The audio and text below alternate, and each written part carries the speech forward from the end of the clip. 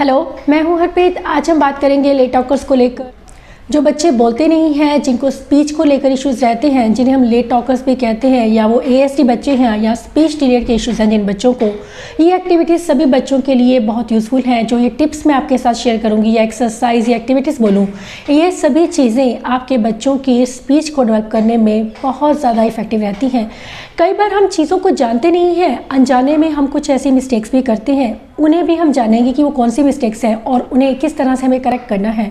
सबसे पहले हमारा बच्चा अगर बिल्कुल नहीं बोलता है तो हमारा कंसर्न रहता है कि बच्चा कुछ एक वर्ड तो बोले, अगर वर्ड नहीं तो चलो साउंड ही बोले। अगर आपका बच्चा कोई वर्ड बोल रहा है, चाहे वो एक वर्ड बोल रहा है पानी, मान लीजिए वो पानी ही बोल रहा है, तब हम उसकी लैंग्वेज को एक्सपेंड करने पर वर्क करेंगे। हम उसे बुलवाएंगे पानी दो या पानी दे दो। उसके बाद धीरे धीरे हम आगे मूव करेंगे। अगर आपका बच्चा पानी दे दो बोलता है, पानी दो बोलता है, तो हम उसे एक सेंटेंस पर लेकर आने की कोशिश करेंगे। 2-3 वर्ड्स हो सकते हैं, जैसे कि मम्मा पानी दे दो। ये ज़रूरी है कि हम बच्चों की स्पीच पर लगातार वर्क करते रहें जब तक हमारा बच्चा सही से अपनी नीड्स को कम्युनिकेट करना शुरू ना कर दे, एनवायरनमेंट में या सोशल सिचुएशन में खुद को एक्सप्रेस करना शुरू ना कर दे।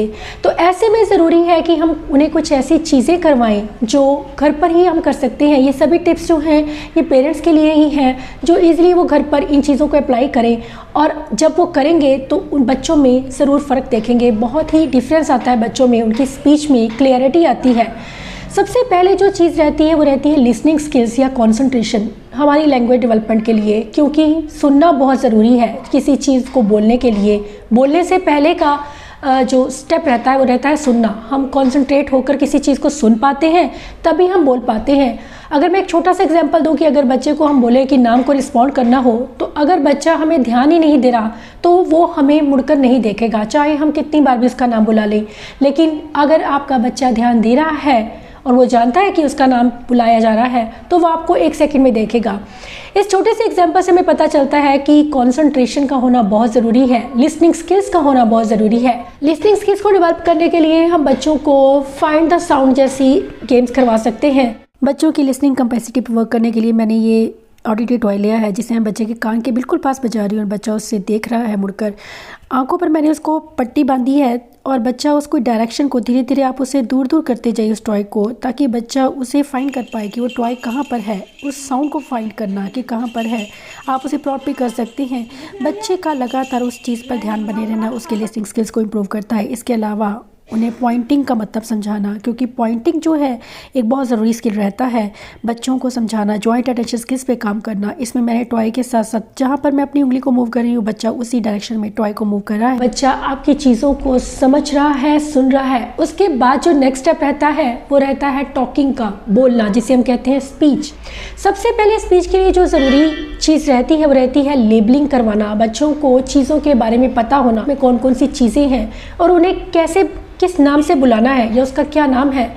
क्योंकि जब तक बच्चा लेबलिंग नहीं जानता है, नेमिंग नहीं जानता है चीज़ों के बारे में, चीज़ों की, तो वो कभी भी सही से बोल नहीं पाएगा। एक फर्स्ट कंडीशन जो रहती है वो रहती है लेबलिंग। लेबलिंग सिखाने के लिए बच्चों के साथ में हम कुछ प्ले थेरेपी के थ्रू ही कुछ ऐसी एक्टिविटीज़ कर सकते हैं जिससे हम बच्चों की लेबलिंग पे वर्क करें। इसके अलावा घर पर ही पड़ी चीज़ों को हम बार बार बच्चे को बताते रहें कि इसे हम सोफ़ा कहते हैं या ये टेबल है, आप पेंसिल से काम कर रहे हो। ये चीज़ें जो हैं खुद हाथ में लेकर उस चीज़ के बारे में बताना और उसे लेबल करना। ये एक्टिविटी बेसिकली मिसिंग पार्ट्स की एक्टिविटी है, जिसमें मैं कोई एक पार्ट मिस कर रही हूँ बनी का, और बच्चे को उस पार्ट का नाम बताना है और उसे वापस उस जगह पर रखना है। इसमें आप बच्चे की ना सिर्फ अंडरस्टैंडिंग पर बल्कि उनके लेबलिंग स्किल्स पे काम कर रहे हैं। बच्चा समझता है कि किसी बॉडी पार्ट को क्या कहना है। इसके अलावा उनसे बातें करना, ये एक चीज़ ज़रूरी रहती है। लेकिन बातें अगेन मैं ये कहूँगी कि आपकी बातें ऐसी हो जो आपका बच्चा अंडरस्टैंड कर पाए, उनके लेवल के अकॉर्डिंग उनसे बात करना ये बहुत ज़रूरी है। इसके अलावा रिपीट करवाना, कोई भी एक वर्ड, मान लीजिए आप उसे बॉल करवा रहे हैं, स्पून करवा रहे हैं या ग्लास उससे बुलवाने की कोशिश कर रहे हैं, उस वर्ड्स को बार बार एनवायरनमेंट में रिपीट करना पूरा दिन, ये ज़रूरी चीज़ रहती है। क्योंकि रेपिटेशन से वो वर्ड जो है बच्चों के ब्रेन में फिक्स हो जाता है और बच्चे उस वर्ड को ईजिली पिक कर लेते हैं। इसके अलावा रेनफोर्सर्स को यूज़ करना बहुत अच्छा आइडिया है। अगर आपके बच्चे को बॉल पसंद है, आप उसे कार दे रहे हैं या कुछ एनिमल दे रहे हैं, उससे बेटर है हम बच्चे को बॉल दें। बच्चे की प्रेफरेंस को, उसके इन्फोर्सर को जानना ज़रूरी है। जो चीज़ बच्चों के लिए बहुत ज़्यादा इन्फोर्सिंग हो, हम उस चीज़ को लें तो बच्चों में स्पीच के चांसेस बढ़ जाते हैं। एक और मिस्टेक हम करते हैं बीइंग ए पेरेंट की, जब बच्चा कोई इशारा कर रहा है, जेस्चर कर रहा है, तो हम उसे फटाफट से वो चीज़ दे देते हैं। मान लीजिए बच्चे ने पॉइंट किया और हमने वो चीज़ उसको दे दी। इस तरह से बच्चे सिर्फ साइन पर बेस्ड रहते हैं, बोलने की कोशिश नहीं करते हैं। ऐसे में हमें बच्चों को उनकी जो नॉन वर्बल क्यूज़ वो हमें दे रहा है, पॉइंटिंग करके बता रहा है या जेस्चर से या आई गेस के थ्रू आपको बता रहा है, शुरुआत में तो हम उस चीज़ को एक्सेप्ट कर लेते हैं जब हमारा बच्चा बिल्कुल नॉन वर्बल है। लेकिन जब आपको लगता है कि आपका बच्चा चीज़ों को अंडरस्टैंड करता है या कुछ एक साउंड बोल देता है या वर्ड्स बोलता है, तब हमें पूरी कोशिश करनी चाहिए कि बच्चा उस चीज़ को, उस वर्ड को बोले। जो चीज़ उसे चाहिए उसे बोलकर मांग कर ले, इशारों से ना ले। क्योंकि जब आप इशारों से चीज़ उसे दे देते हैं तो उसे बोलने की ज़रूरत महसूस नहीं होती। अगर हमें बॉल बुलवाना है तो हम उसे बॉल बुलवाने की कोशिश कर सकते हैं उसके व्यू में रखकर।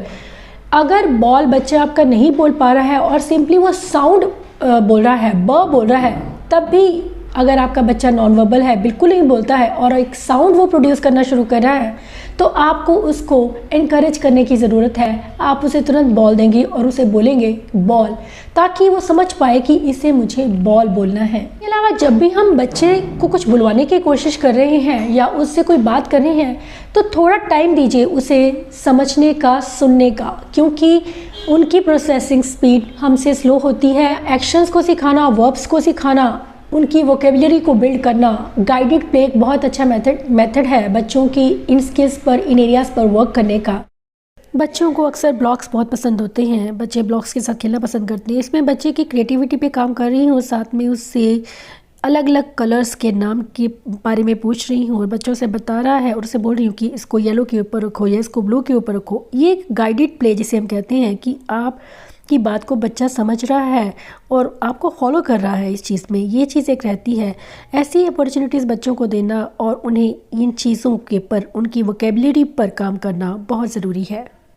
जब तक आपका बच्चा चीज़ों को या आपकी बातों को अंडरस्टैंड नहीं कर रहा है कि मतलब क्या है किसी बात का, उस मतलब को, छिपे मतलब को नहीं पहचान रहा, तो इसका मतलब है कि बच्चे की स्पीच जो है, जो एक्सप्रेसिव लैंग्वेज है, वो सही नहीं होगी।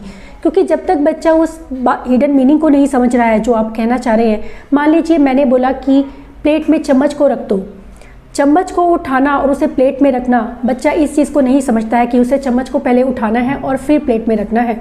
ये चीज़ें बच्चों को समझानी, उनकी अंडरस्टैंडिंग पर काम करना बहुत ज़रूरी है। बच्चों की अंडरस्टैंडिंग पर वर्क करने के लिए ज़रूरी है उनके को कुछ ऐसी सिंपल कमांड्स दी जाएँ जिन्हें बच्चा ईजिली फॉलो कर पाए। चम्मच को ग्लास में रख दो, जल्दी से रखेंगे, गुड बॉय, ग्लास में रख दो, वेरी गुड। ये चीज़ें सोचने वाली रहती हैं कि अगर हमारा बच्चा हमारी कमांड को नहीं समझ रहा है तो बोलने की हम उससे ज़्यादा उम्मीद नहीं रख सकते हैं।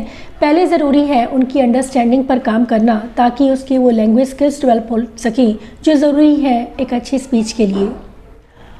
मैंने कई लोग देखे हैं जो बच्चों के साथ में अक्सर बेबी टॉक यूज़ करते हैं। जो बच्चे छोटे रहते हैं, जैसे कि घूमी करना, हम बोल देते हैं कि आउटिंग के लिए अगर जाना है तो हम बच्चों को बोलते हैं घूमी करके आते हैं। या फिर पानी की जगह पर मैंने देखा है बहुत से पेरेंट्स मम बुलवाते हैं बच्चों को, कुछ बच्चा बोले।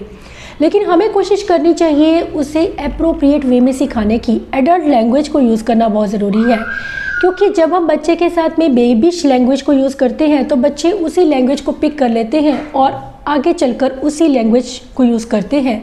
तो शुरुआत में ही हमें उन्हें एक अप्रोप्रिएट वे में लैंग्वेज को यूज़ करना सिखाना ज़रूरी है ताकि हमारा बच्चा आगे चलकर सही तरह से लैंग्वेज को यूज़ कर सके। इसके अलावा कुछ लोग बच्चों को पैसिफायर देकर रखते हैं। पैसिफायर या थंब सकिंग का बिहेवियर रहता है कुछ बच्चों में, या पैसिफायर देना बच्चों को।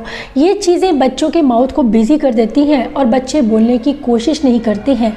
इन चीज़ों से भी हमें बच्चों को दूर रखना है।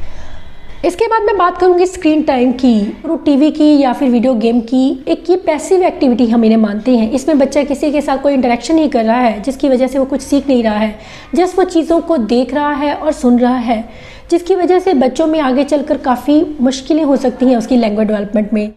बच्चों के साथ खेलना, उनके साथ बातें करना, उनके साथ बैठकर रीडिंग करना या उनके साथ गाना बहुत अच्छा आइडिया है बच्चों की लैंग्वेज स्किल्स को एक्सपेंड करने का। एक और जो बहुत इंपॉर्टेंट चीज़ रहती है वो रहती है मोटिवेट करना, बच्चे को एनकरेज करना ज़रूरी है। आपका बच्चा कुछ भी बोलता है तो हम उसे बहुत ज़्यादा क्वेश्चंस नहीं करेंगे। हम कई बार what is this, what colour it has, हम चीज़ों के बारे में बहुत ज़्यादा क्वेश्चंस करते हैं जिससे बच्चे कई बार इरिटेट हो जाते हैं। गलत वर्ड बोला है या गलत साउंड बोली है तो हम उसे टोकते हैं। ये एक चीज़ हम रादर दैन उसमें कमी निकालने की बजाय या उसको क्वेश्चनिंग करने की बजाय ज़रूरी है कि हम बच्चे को खुद बोलकर दिखाएं कि उस वर्ड को किस तरह से बोला जाना चाहिए और उन्हें किस तरह से इस वर्ड को बोलना है, ताकि बच्चा डिस्करेज ना हो, बच्चा बोलना सीखे। अगर आप उसे बार बार टोकेंगे या उसे बार बार क्वेश्चनिंग करेंगे, उससे भी कई बार बच्चों में इरिटेशन आ जाता है और बच्चे बोलने की कोशिश नहीं करते। एनर्जी ऐड करना अपने सेशन में, जब आप बच्चे की स्पेशली लैंग्वेज और स्पीच पर काम कर रहे हैं, सबसे ज़रूरी चीज़ रहती है एनर्जेटिक होना आपका। अगर आपका एनर्जी लेवल अच्छा है तो बच्चा आपको ऑटोमेटिकली देखेगा। कुछ लोग कहते हैं कि बच्चे हमें देखते नहीं हैं, हम बहुत कोशिश करते हैं, लेकिन सबसे जो ज़रूरी चीज़ रहती है हम उस चीज़ को मिस कर जाते हैं कई बार। बच्चों के साथ काम करने के लिए, स्पेशली अगर आपका बच्चा ASD है या लेट टॉकर्स है या जिसको कंसंट्रेशन को लेकर इश्यूज़ है, उनके साथ में आपका एनर्जी लेवल इतना हो कि बच्चा आसपास की चीज़ों को छोड़कर सिर्फ आप पर फोकस करे। ऐसे में हम बच्चों के साथ में ओ वाव ऐसे वर्ड्स यूज़ करेंगे तो बच्चे अपने आप उस चीज़ को देखते हैं, आपके फेस की तरफ देखते हैं। सिली फेसेस बनाने में भी कोई बुराई नहीं है अगर बच्चा आपको देख रहा है, क्योंकि हमारा जो मोटिव रहता है वो रहता है बच्चों के आई कांटेक्ट को लेना, कि बच्चा आपको देखे, आप पर ध्यान दे, ताकि बच्चा वो चीज़ को सुन पाए जो आप बोलने की कोशिश कर रहे हैं।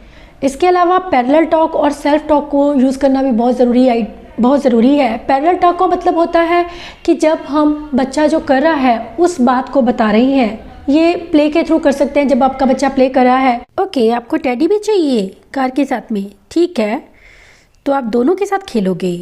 ओके अच्छा, आप ऐसे इसको झूला दोगे, आप उसको झूला दे रहे हो, है ना, देखो आगे पीछे वो गिर गया। इस चीज़ से बच्चों में अंडरस्टैंडिंग आती है कि मैं क्या कर रहा हूँ और इसे क्या कहा जाता है कि अगर ये चीज़ जो मैंने पकड़ी है इसे कार बोलते हैं और उसे मूव करना, उसे हम चलाना बोलते हैं। तो बच्चे इन चीज़ों को समझना शुरू करते हैं। जब बच्चे आपके वर्ब्स, डूइंग वर्ड्स, नाउन्स, इन चीज़ों को समझना शुरू कर देते हैं तो बच्चों की वोकेबलरी बढ़ती है, जिससे कि स्पीच के चांसेस भी इंक्रीज होते हैं। अब जो एक चीज़ रहती है वो रहती है सेल्फ टॉक, अपने आप से बातें करना। हमें अपने आप से बातें करने की ज़रूरत रहती है कि हम क्या कर रहे हैं। कोई भी एक्टिविटी हम कर रहे हैं तो हम बच्चे को बोल के बताएंगे, mamma is cooking, mamma is kneading the flour. ये चीज़ें कि mamma is working with you, mamma is playing with you, ये एक चीज़ जो है बच्चों को हेल्प करती है अंडरस्टैंड करने में कि आप क्या कर रहे हैं और जो पर्सन है सामने वाला उसे मुझे मम्मा बोलना है। ये बहुत ज़रूरी चीज़ें हैं स्पीच थेरेपी को। जब हम बच्चे के साथ स्पीच थेरेपी घर पर करते हैं, इन चीज़ों को, इन पॉइंट्स को जानने की और समझने की बहुत ज़रूरत है। अगर मैं स्पीच को एक्सपेंड करने की बात करूँ तो कुछ ऐसी चीज़ें, कुछ प्ले के थ्रू हम बच्चे की स्पीच को एक्सपेंड कर सकते हैं। इस एक्टिविटी में मैंने बेबी बेदिंग का कॉन्सेप्ट लिया है बच्चों को सिखाने के लिए। पानी उसके सिर पे डालेंगे, देखो बेबी कितना डर्टी है, मैंने इसे जानबूझकर थोड़ा गंदा रखा है बेबी को, और उसे बोल रही हूँ कि उसे देखो हम क्लीन करेंगे, उसके अलग अलग पार्ट्स को किस तरह से उसे क्लीन करना है। ऐसी चीज़ें, उसके हेड को क्लीन कर रहे हो आप, ये सब चीज़ें उसकी इस तरह से आप उसकी वोकेबलरी के ऊपर भी काम कर रहे हैं। उसकी जो वोकेबलरी है उसको आप एक्सपेंड करें, उसकी लैंग्वेज को एक्सपेंड कर रही हैं, क्योंकि उसकी बाजू को देखो, उसकी लेफ़्ट बाजू कितनी गंदी है, उसका राइट हैंड कितना गंदा है। उनको पार्ट्स को अलग अलग से उसे बोलना कि उसे वाइप करेंगे। ये सब चीज़ें बच्चे इजीली इन चीज़ों को खेल में सीख पाते हैं, जो कि वो इतनी आसानी से नेचुरल एनवायरनमेंट में पिक नहीं कर पाते हैं। ये सभी एक्टिविटीज़ और ये सभी एक्सरसाइजेज़ या ये सभी आइडियाज़ और टिप्स हेल्प करेंगी बच्चों में स्पीच को डेवलप करने में एक इफ़ेक्टिव वे में, ताकि बच्चे उन चीज़ों को सही से समझ पाएँ और सही से बोल पाएँ। अगर आपको मेरा वीडियो पसंद आता है तो सब्सक्राइब ज़रूर कीजिए, लाइक कीजिए और शेयर कीजिए। Thanks for watching.